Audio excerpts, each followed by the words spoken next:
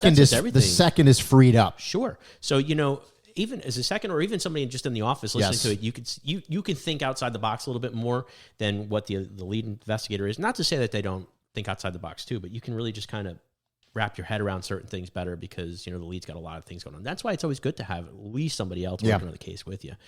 But, even like in robbery, I mean, you had some good robbery cases, I'm sure. We've worked them together. Yeah. It's always better to have, a couple detectives on a case. It just is. I mean, it's common sense, really. But yeah, so back to this, they started finding all these searches where he's Googling all this stuff, and they look at his finances, and they even find that he was moving money over from like a retirement account into a life insurance policy.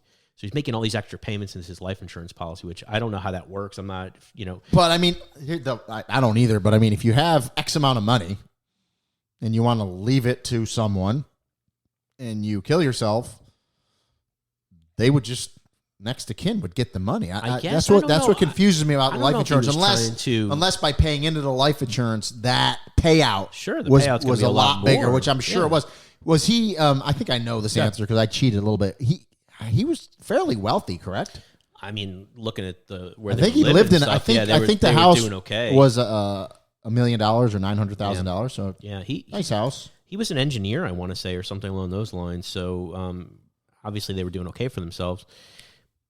But again, I think there's something to be said where he wanted to leave something, I guess. You don't want to just...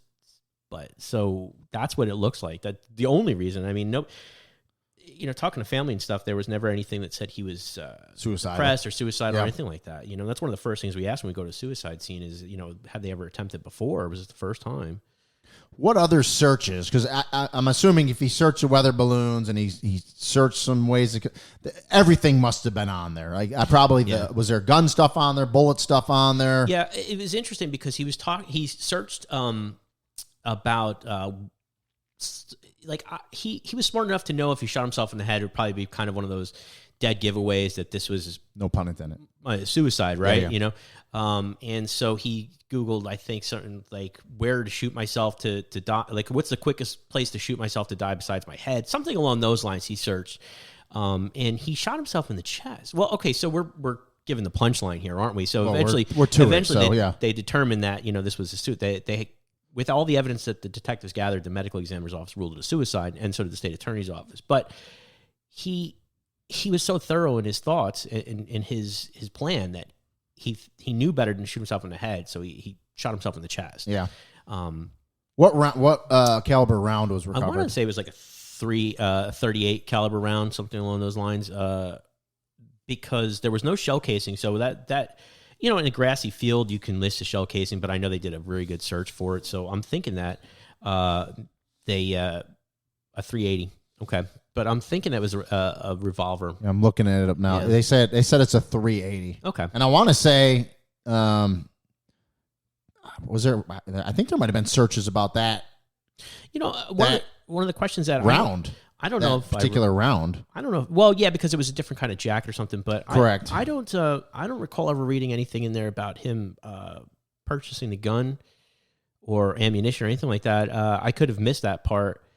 That would be something that I would look for. But again, 73 pages. You might have missed it. They never recovered. I don't believe they did. Correct me if I'm wrong. They never recovered a gun. No. Right. So they did simulations though based on the they did simulations based on and again that's why I said these detectives did a great job. They did simulations based on the weather conditions and everything at the time of the shooting, and they were able to determine that it probably wound up somewhere. The weather balloon with the gun probably in the Bahamas. Bahamas somewhere off the coast of Bahamas. But in the ocean, they probably think, right? They checked with like air traffic control. They checked with different agencies and stuff to see if anything, was and recovered. I'm sure he searched something for a gun and ammo. He had to. Yeah, he searched, 380 ammo for sale. And this is going back to 2011. Stopping power, 380 caliber, kill shot, 380 caliber. So that's 7 years before he did it. So, I mean, this was like a very, thought out. Oh, yeah. Yeah, he planned this out. And sometimes you'll see that. Sometimes suicides are going to be very spontaneous, and sometimes it's, completely planned out to the nth degree where they're, they're leaving notes as to this. Yeah, because there was no note in this, right? Not that I've read and anything about, no. that you researched from the reports. What was the family was shocked, I'm guessing. It seems like the family was pretty accepting of their findings because well, they did I joked 73 pages. This is one of the most thorough. Yeah. And again, this is a supplemental report. So you ask what a supplemental report is. So whoever the poor patrol officer that was dispatched there, he's going to do an initial report. That's going to be really short. Basically what he found, probably a page, maybe not even half a page. You don't want to be detailed. No. They don't know. The detective gets the case, same case number, but now that's a supplemental report, but it's essentially the report. It's 73 pages. So, yeah, they did a thorough job. I could understand where the family would be accepting of the findings, but are they accepting of, how do they wrap their head around what happened, Well, again, okay, so, I mean, obviously I didn't speak to this family. I can't speak to them, but, again, I've gone to so many suicides, and there's no note. There's no explanation. And the family looks at me and says, well, why? Why? And I try and tell them, like, I don't know why. I can't give you that answer. And sometimes it's almost like that drives them crazy, crazier because they want closure. They want answers. And sometimes we just can't give it to them. And it's horrible. But I don't know what's in the head of people when you're that bad off that you think that the only way to stop the pain is to kill yourself. Yeah. Who knows? And a lot of times they're good about putting on the face, the happy face. And, people say, I've never seen them happier. I've never seen them, they were just doing this, whatever. So sometimes with suicides, you'll just never know. If they don't leave a note, you'll never know. And it drives the family crazy. So, yeah. They closed the case, death by suicide. Yeah. And so I know you had pulled a couple things, and a couple of the headlines was, the old Florida-Man. Florida-Man faked his murder using a gun and a weather balloon.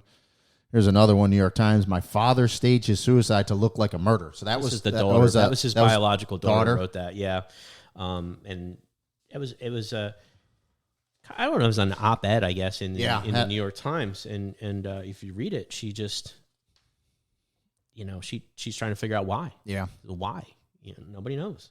So, these cases are different. And again, that's a case, like if I told you, a guy shot himself in the chest, the gun was tied to a weather balloon, it took the gun and probably went down in the ocean between, the coast of Florida and the Bahamas, you'd be like, that's a movie.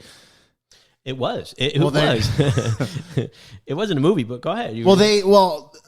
This part I did cheat on a little bit because I this popped up. You had talked about that the detectives came up with the theory that, hey, maybe he killed himself and they took the gun away with a weather balloon. And then I think correct me if I'm wrong, they searched it and they found a CSI episode from the early 2000s where that happened. Right. They did. And it was a 2003 episode where something like that happened. And I believe they found in the report, it referenced maybe a case in one like New Mexico and one other place where something like this happened. So someone they've done it before. The detectives were never able to say whether or not he watched that episode or so. There was no way to tie in. Yeah. But something else. When we have suicides, we'll go through the phones and you'll see like the people that commit suicide are actively Googling, like, what's the best way to kill myself? What's the least painful way to kill myself? Unfortunately, that information's out there. Yeah. But so a disclaimer is the information is also out there how to get help. So if you're Googling that stuff, try and find a way to get help instead. Yeah. It's never good. There's nothing good that's going to come out of it. So yeah. So there's your quintessential Florida-Man case right there. Yep. Guy fakes his own murder. That made me think. So we had talked about, possibly doing a segment in our podcast called, "Oh, so you're a cop." And where that came from was anybody that's in law enforcement, you go to a party, you go to a family reunion, you go anywhere where someone meets you for the first time and they find out you're a cop. They always inevitably say, "Oh, so you're a cop." And then usually the next question, it's usually traffic related. It's usually, I got pulled over and I'm thinking to myself, I'm not, I'm not Frank Poncherello. I'm not Chips. I'm not a big traffic cop. But like a priest. It's like confession. Well, time. So so when I travel for ESPN, I get it a lot too, and everyone wants to ask me questions, whether it's about firearms or my opinion on stuff. Right. And I'm like, I don't want to get into my opinion, and so they'll ask me certain questions, and I'll always try to answer them. But it made me think about what a attempted suicide case I had in 2003. Can I say my line? Go ahead. I'll never forget. Oh, there it was. We're going to make T-shirts. I subconsciously thought about that. So if you don't know what that's from, there was a prior episode where I was telling stories, and I said I'll never forget literally like 6 times in like 3 minutes, but I caught myself. But in 2003, I was a patrol officer. I was a assistant squad leader, which is basically the assistant to the sergeant, which is now they're corporals. And we were eating dinner. It was like a Tuesday night. It's kind of a fall, kind of rainy, cold Tuesday night in Orlando, and the squad was eating dinner. There was not much going on, maybe 9 o'clock at night, something like that. And a call comes in where a guy requests police and says they'll know. This is always ominous. They'll know what they're coming for when they get here. So the officer that got the call, she had just started to eat, and she had a recruit with her. And I'd eaten already. I said, "Don't worry, I'll take your recruit. I'll go down and handle it. Just come down after, because it's a nice thing to do." So I drive down there. It's like 5 minutes to this neighborhood, and I drive in, and we had computers back then. The computers were pretty. 2003, we just got them, which was just nice because everything that was told to 911 you could read. And I'm looking at it, and it says they'll know what they came for when they get here. And I'm like, okay. So I got a recruit with me, brand new police officer. And I'm pulling up to the address, and I'm going real slow, and you hear a gunshot. I mean, it's a very quiet neighborhood. You hear, to me, 100% gunshot. So the recruit says, "Was that a gun?" And I'm like, expletive after expletive. Yeah, get down.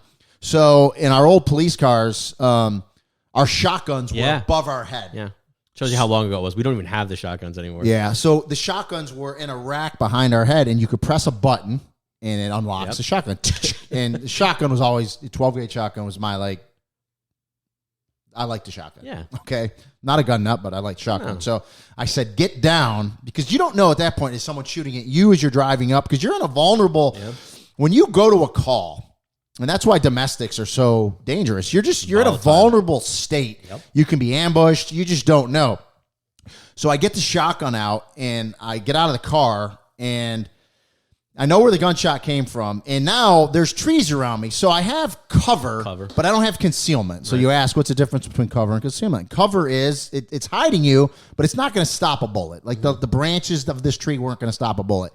From behind my engine block of the car, that's concealment. We said it backwards. That's cover. Yeah.